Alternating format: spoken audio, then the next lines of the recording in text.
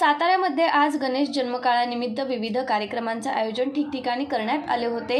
दुपारी 12 वाजता गणेश मंदिरासमोर गणेश जन्मकाळ सोहळा पार पडला। यावेळी पाळणा गीते म्हणण्यात आली।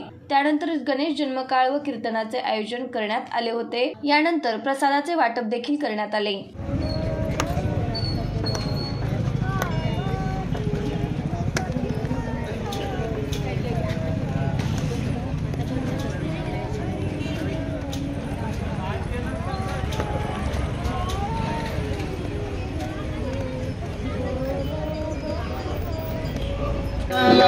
या परिचिंतन कैलोक्याचे उपभोगो या ब्रह्मांडाचे विचार करणे पंडित स्वये ठेवणे ते संत कैले स्वर्गावरती प्रवास कसा होणे आणि 6 मिनिटं युद्धाला सुरुवात झाली।